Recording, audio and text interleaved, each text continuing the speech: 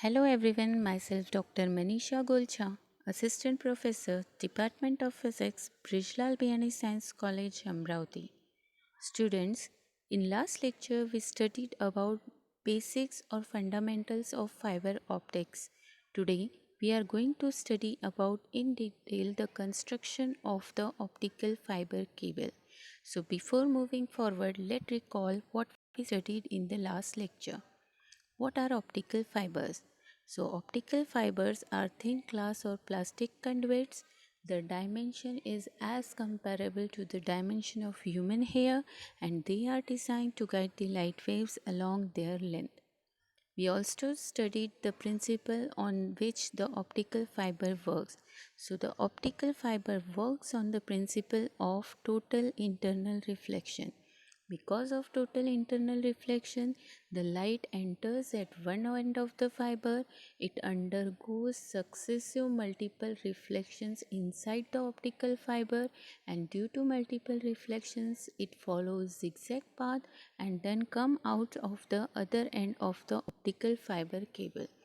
But for total internal reflection to occur, following two conditions must be satisfied. The light must travel from optically denser medium towards the less optically denser medium, that is, the light must travel from denser medium to rarer medium, and second condition necessary is that the angle of incidence at which the light enters inside the cable must be greater than critical angle. So, what is that critical angle? Critical angle is the angle of incidence for which the angle of refraction is 90 degree, or we can say that the angle of incidence at which the refracted ray moves or grazes or propagates along the interface of core and cladding.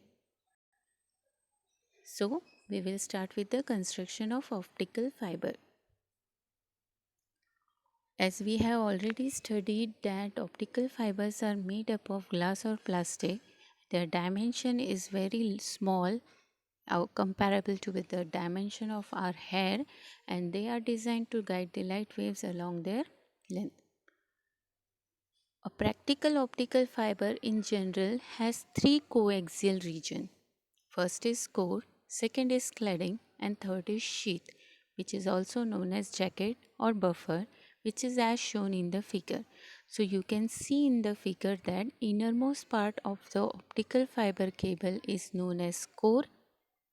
The part which surrounds the core is known as cladding, and the part which surrounds cladding is known as sheath. Sheath may also be called as jacket or buffer. We will see now one by one each part. So, core, what is core? Core is the innermost part of the optical fiber cable, or you can say it is the innermost region of the optical fiber. What about the materials which it is made up of? So, core is made up of transparent dielectric material like glass or plastic. Okay. What about the refractive index of core? So, the refractive index of core is slightly greater than the refractive index of cladding. If N1 is the refractive index of core and N2 is the refractive index of cladding, then N1 must be slightly greater than N2. And the purpose of core? Core is the region through which the light is transmitted. Okay. So remember this. Then we will study about cladding. So what is cladding? Cladding is surrounded by middle coaxial region known as cladding. Okay. And what is the material it is made up of? So it is also made up of glass or plastic. What about the refractive index of cladding? So the refractive index of cladding is slightly less than the refractive index of core. That is N2 is slightly less than N1, or you can say that N1 is slightly greater than N2. Okay. What is the purpose of cladding? So the purpose of the cladding is to keep the light waves within the core. Okay. So this is about the cladding. The third part, important part we are going to study is sheath. So, the outermost region surrounding the cladding is called as sheath. Okay, it may be called as either jacket or buffer. It is made up of thick plastic or polymer. Okay, what is the purpose of sheath? Sheath protects the core and cladding from abrasion, contamination, and harmful influence of moisture. So it acts like a protective covering for core and cladding.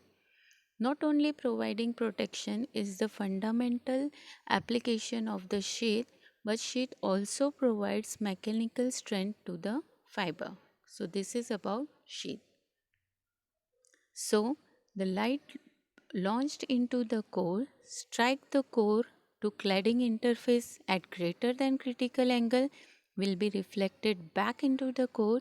Since the angle of incidence and reflection are equal, the light will continue to rebound and propagate through the fiber in the zigzag manner and come out of the other end as shown in the figure.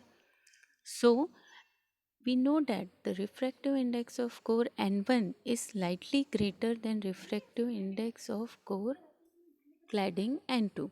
So what is the reason behind is that when light enters inside the optical fiber, the light is actually traveling from the region of optically denser medium into the optically rarer medium. Okay, so that is because of that the first condition of the total internal reflection is satisfied, and if this angle of incidence is greater than critical angle, then what will happen that at core and cladding interface it will undergo total internal reflection, and each time the angle of incidence is equal to angle of reflection. So what will happen that it will undergo multiple reflections, follow zigzag path and come out of the other end. This figure shows the cross section of typical optical fiber cable. Okay, so innermost part as you can see in the diagram is the core. Its dimension is around 50 micrometer, may vary from 5 micrometer to 50 micrometer. Surrounding to that region is cladding. Cladding is about 125 micrometer, and surrounding to that is jacket, which is the protective layer and the layer which provide the strength to the optical fiber. Its dimension is around 300 micrometer. Generally, the optical fibers are either constructed as a single fiber or flexible bundle or a cable as shown in the figure.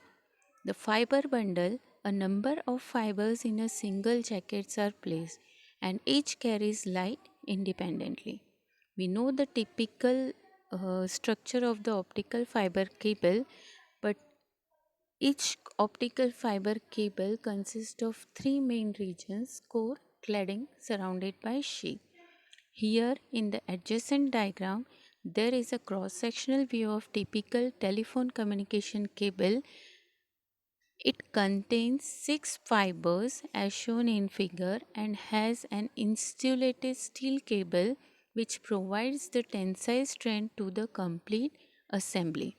Here all the optical fibers, 6 optical fibers which are observable in the diagram, each has the same structure, means each has the three basic parts: core, cladding and sheath. Okay, so in between the optical fiber cable you can see the white dots that represents the copper cables. These copper cables are used if we have to send some electrical signals. Okay, these 6 copper wires helps in electrical transmission if required. The complete assembly is protected with various layers such as aluminum FPA shields, and the complete assembly is enclosed inside the thick red polyethylene jacket. So it provides the protection to the optical fiber cable, while the central part, which is the insulated steel, it provides the mechanical strength as well as flexibility to the fiber. So, optical fibers can either be used as a single fiber or a flexible bundle as shown in the figure. So, this is all about the construction of optical fiber cable. In the next lecture, we are going to see about the different types of optical fibers and the classification. Till then, thank you.